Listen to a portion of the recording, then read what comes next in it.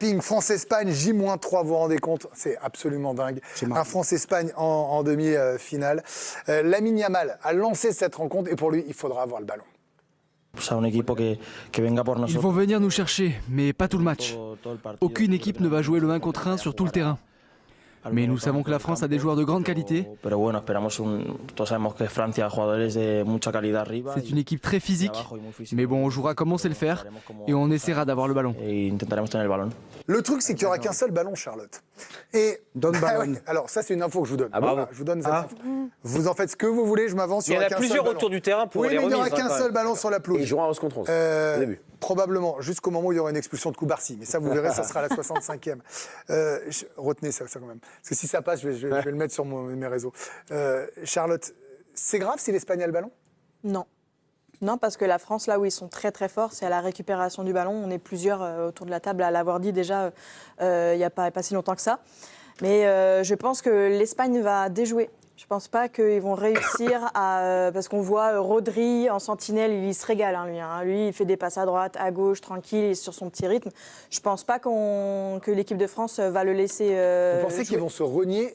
Peut-être pas autant que le Maroc? Pas tout le temps, pas tout le temps, parce qu'à un moment donné, l'équipe de France, on le voit de temps en temps un petit peu reculer pour laisser, on l'a vu contre le Maroc, on l'a vu même contre la Norvège ou la Suède, laisser un peu ballon de temps en temps pour justement que les équipes s'exposent. Et là où l'équipe de France est très très bon, c'est juste derrière cette ligne défensive.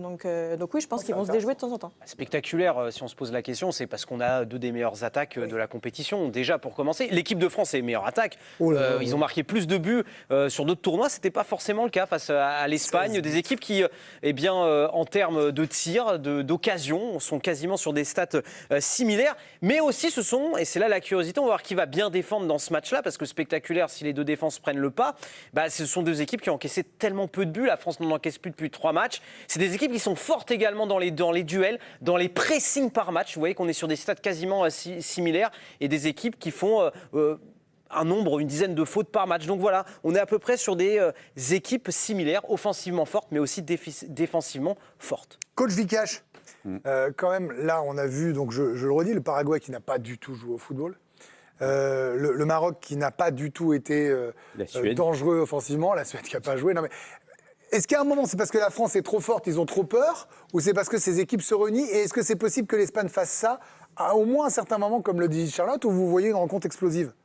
J'espère qu'elle sera explosive, moi, mais voilà, on ne sait pas ce qui va se passer. En tout cas, le Maroc a quand même dit qu'ils n'avaient pas réussi à appliquer leur jeu parce que l'équipe de France était beaucoup trop forte. Mais offensivement, c'était assez faible quand même. Il n'y avait pas non plus... Pour l'instant, la France a joué des équipes qui jouent en transition parce que l'équipe de France était trop forte. Qu'est-ce qu'elle va faire face à une équipe qui est capable de tenir le ballon, d'avoir la possession et de les forcer à jouer bloc bas? Donc voilà, est-ce que la France a intérêt à laisser le ballon aux Espagnols pour pouvoir profiter des espaces dans leur dos? Voilà, c'est le piège que la France doit tendre à cette Espagne. Vous préférez avoir 35% de possession, mais des contre-attaques? L'équipe qui a la possession contre la France est en danger. Elle est en danger à la perte. Et on l'a vu encore contre le Maroc. C'est 2 récupérations et 2 buts qui se transforment. Voilà, moi, je vois les Espagnols vouloir tenir le ballon, vouloir dominer la France, vouloir montrer que c'est l'Espagne, c'est notre style, c'est nous qui sommes les plus forts. Et je ne les vois pas du tout... À l'ego et à leur volonté de jouer. Ils veulent dominer la France, ils veulent montrer que c'est leur style qui est plus fort que les individualités françaises. Quand on voit le Maroc, Nabil Djellit, on a bien vu aussi qu'à un moment, ils gardaient le ballon dans leur terrain. En possession, ça faisait presque jeu égal, mais c'était totalement inoffensif. Mais au moins, ils avaient le ballon et pendant ce temps-là, ils n'étaient pas attaqués. On a compris, mais c'est pas tenable. Est-ce que les Espagnols, avec l'envie, la fierté, la déraison, ou au contraire, leur noblesse de vouloir garder leur jeu, se mettent en danger? Et nous, ça va nous servir. Et à un moment, tu es obligé de faire un choix. Ça devient presque un choix philosophique. Quelque part, il faut aussi aller chercher cette finale. Donc, on a bien vu que ça jouait comme le Paraguay ou le Maroc, qui n'avait pas grand atout à opposer. De toute façon, soit tu joues, tu te prends une valise, soit tu joues pas et tu fais tes valises. Non, mais sauf que là, non. Inutile de te féliciter, ni quoi que ce soit. Celle-là, elle est vraiment géniale. Donc, non, mais moi, je suis curieux de ce match, franchement, parce que les Espagnols, ils ont quand même quelques... Enfin, ça, ils ont le jeu pour se faire punir, en fait. Ils ont le jeu pour se faire punir, mais ils ont aussi le jeu pour, parfois, être capable de nous embêter si on n'est pas dans un bon jour. En fait, on en est là. La seule équipe Et d'ailleurs, j'en ai fait un tweet qui a été un buzz, mais mondial, Greg, mondial. La seule équipe qui nous a embêtés clairement depuis le début de la compétition, évidemment, il faudra recontextualiser parce que c'était le premier match, c'était une entrée en tournoi, c'est le Sénégal sur la première mi-temps. Parce qu'ils ont été sur un bloc haut, intense et agressif, mais ils ont d'autres qualités que les Espagnols.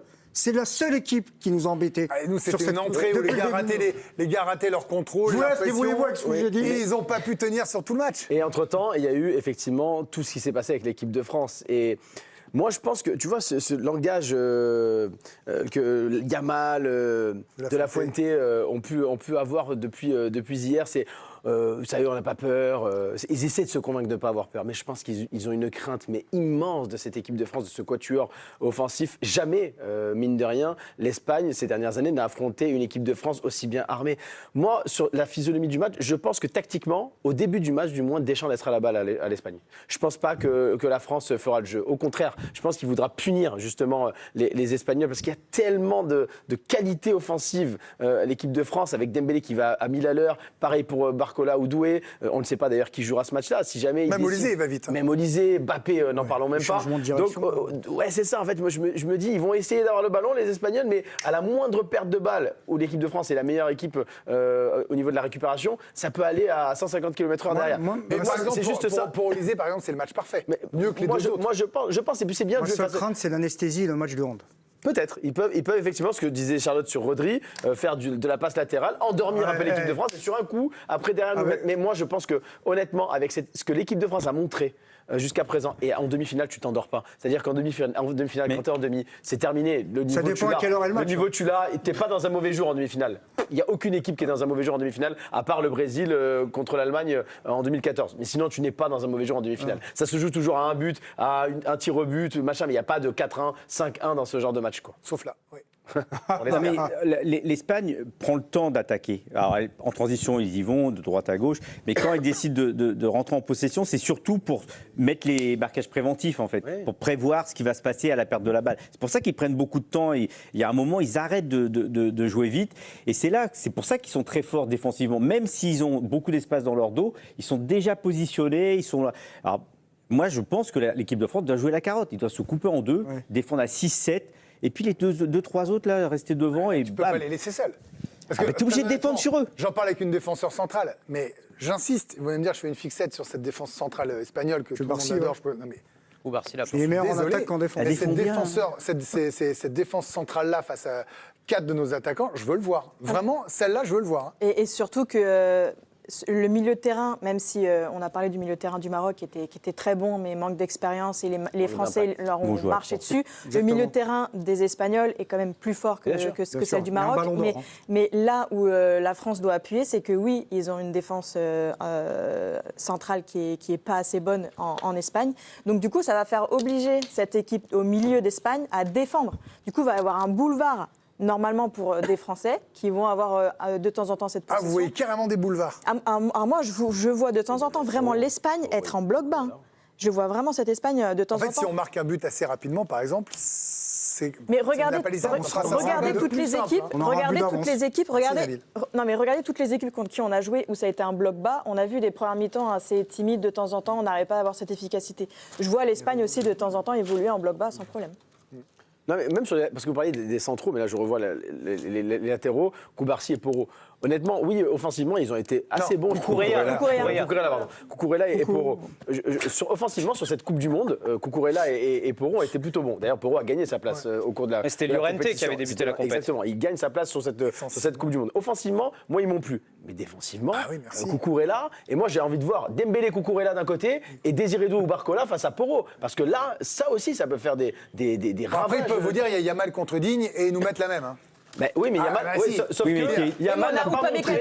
Cucurella, t'es obligé de défendre sur lui aussi. Parce que lui, il joue très haut.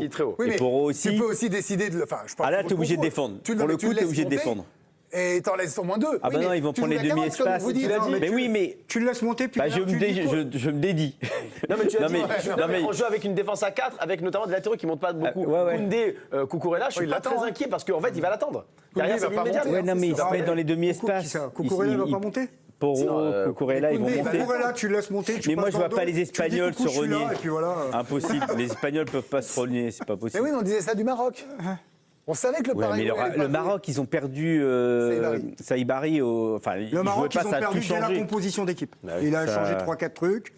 Et moi, je pense qu'ils vont passer à 3, les Espagnols, au milieu. Moi, je pense aussi. Ouais.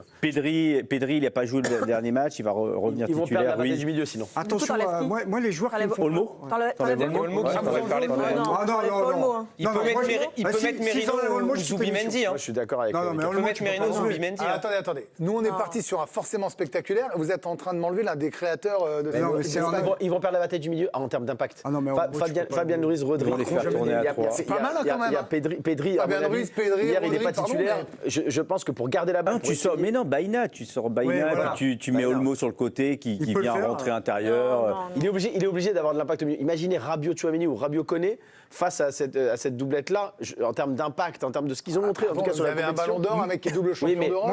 Pour moi, s'il arrive et il enlève Olmo et il envoie Zubimendi ou un autre, Non, il envoie Pedri, Pedri, Ruiz moi, et... pour moi, Pedri. Bah, ils ont Pedri, ok, mais pas Zubimendi. ils ont été champions comme ça, ils ont battu la France. Pedri, oui, donc, mais pas Zubimendi. Et Non, un pas garçon Zubimendi. comme Merino qui reste en Joker. super sub.